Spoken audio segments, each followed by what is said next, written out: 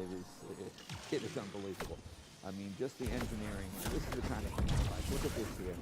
Look at the way this whole cantilever system here works. And this hood is actually quite light. I mean, it doesn't weigh, I don't know, 5, 6 pounds, something like that. I've got the 19-inch wheels on it. I've had this car now for 3 years, and no blow-by, no grease, no oil leaks, no nothing. It's just been pretty much a bulletproof car. The main problem maybe people have with this car is that it's more of a GT than a true sports car. I personally wish it had a proper manual gearbox. It's got a 5-speed automatic and it's got paddle shifters. That being said, I think this car was within a second of a Sportster GT if I'm remembering correctly. I don't think I could get it that good, but it's amazing how well the traction control system works. I mean, I remember going around and sort of losing it on a corner and feeling the traction control literally go slap you in the face, hit you in the head, take the wheel, and straighten you out. It's pretty amazing. And at over 200 miles an hour, it's rock stable. It is pretty amazing. And these are not cars that were modified in any way to track for all the stuff. As good as the car is, under 100, when you're well over 100, then it really comes into play. All the handling and the traction control, the aerodynamics. That's what Gordon Murray does best. So let's take a look around the car. You know, with most cars, modern cars like this, with all this electronics and computers, you've got to constantly run a battery charger. When you're given these cars, they give you like a little battery charger. It plugs into it. And when you're not using the car, it'll charge it up. The interesting thing is, most of these modern cars, if you don't run them for 2 or 3 weeks period, they'll drain their whole battery, whether it's a 4 or a so you need to keep the battery up on. I'd say you can put a set of golf clubs back there if you want. You want to play golf. 5-speed box, got the paddle shifters here on the end of the steering wheel. You have suspension settings here. I just keep it on race all the time. Here, this is for your transmission 1, 2, and 3. Position 3 is the race car setting. Here, your phone, registration, all that. Kind of like that magic wallet, you know, that this opens up as well to have another storage compartment. Even closing the hood is this huge elaborate thing in there. And then it slides on tracks. I have kind of a long history with Mercedes-Benz. I worked in when I was in college. I worked at a place called Foreign Motors in Boston. In those days, I mean, it was called Foreign. Called Mercedes-Benz, Rolls-Royce, Bentley, and later on Citroen, SM, and a few other cars. The hot car at that time was the 6.3 Mercedes. That was considered the fastest 4-door sedan in the world. And I remember Mercedes' big advertising slogan, why would anyone pay $10,000 for a 4-door sedan? That seemed like a tremendous amount of money because Cadillacs were about $5,000 or $6,000. I've saved all my Mercedes-Benz memorabilia over the years. The other reason I like my link to Mercedes-Benz is one of my favorite race car drivers of all time, Sterling Moss, drove the Mille Miglia in his SLR Mercedes. In fact, I was fortunate enough at Pebble Beach to get to ride with Sir Sterling Moss. Here he is here with the car. 7:22 was the time that he left in the morning. That's why the car has that number. That's the 1955 300 SLR that he drove at an average speed of over 100 miles an hour for 1,000 miles. I was having dinner with Sterling Moss at a Mercedes function. He said, Jay, you know, tomorrow I'm going to be driving the SLR around Pebble Beach. Would you like to go for a ride? And I said, oh, that'd be great. I said, what time? He said, at 2 o'clock. And I was so excited. I was up all night. I didn't want to be late. So at 8 o'clock in the morning, I was actually standing by the car because they didn't want to take a chance that I'd miss my ride with Sterling Moss. Here he is here. Here we are doing the whole deal. And I've saved all my Sterling Moss memorabilia over the years. And they have come out with a 722 version of the SLR in honor of Sir Sterling Moss. It's amazing how many people have pictures of Sterling and I that day with Pebble Beach. People are kind of as you can see, I'm the happiest boy in the world. One of your childhood heroes. A lot of times you don't want to meet the heroes because you go, oh my God, they're like drunk, they're idiots. So there's something. You know, there's something horrible. So you try to avoid meeting the heroes. But this is one time that was everything. Sir Sterling was always a hero as a kid.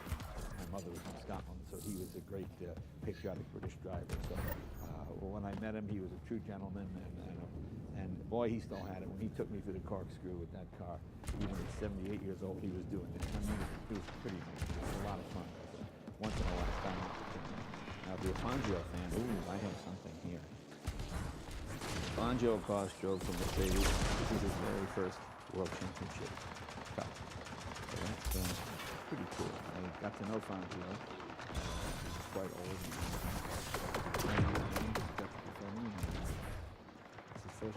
Look what you got for being a world champion in 1951. Well, here you go.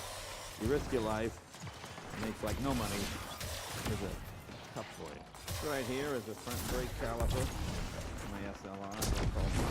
Oh, there's an update. I'm going to change out your calipers. So like this one. Scalp! Pretty much you worth a while. No actual sort of key with an infrared deal. You put it in, you turn it. On your gear lever here, you flip that up. Start. Go around.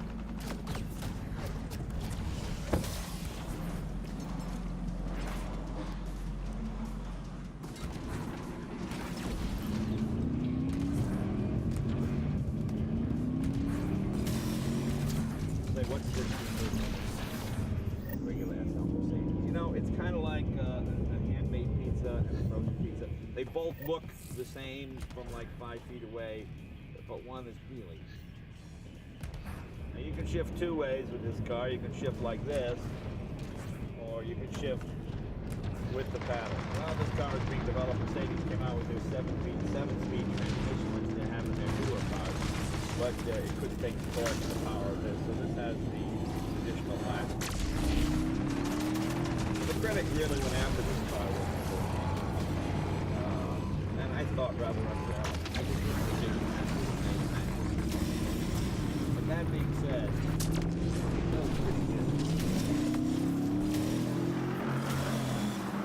The brakes on this car have come under a little bit of criticism, although they stop incredibly well. In fact, if you go to YouTube and Google Top Gear SLR Mercedes, you'll see Jeremy Clarkson stop this car at 120. The same distance as normal car stops at 60 miles an hour. They're a little touchy. You first touch them and they grip, and then you press them and they grip hard. You can't quite modulate the pedal as well as you can some other cars.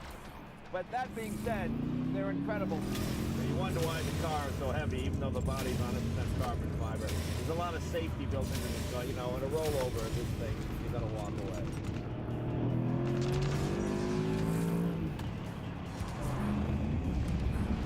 Hard to keep kids with it.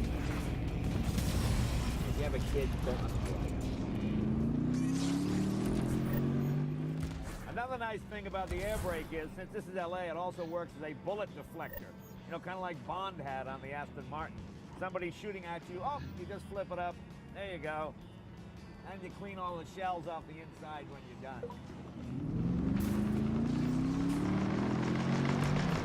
You can turn off the traction control. You can't really turn it off. You can turn it off a little bit. You know, the Germans never give up power, but it's incredibly stable at high speed. You know, that's where the torque motor is.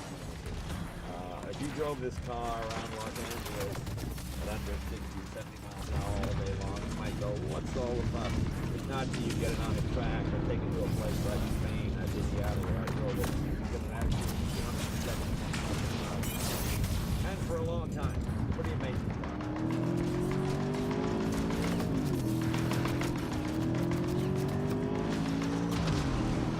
We always think of the European cars as having exotic high-speed whale, like the Porsche or the Ferrari. And this has a very subtle American V8.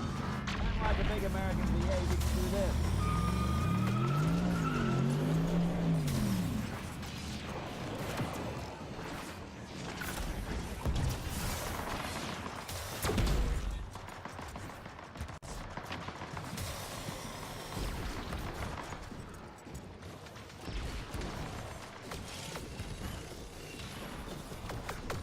Very fortunate to have the very first, at least in the United States, SLR. Now this is probably one of the most misunderstood supercars of all time. Is it a GT? Is it a sports car?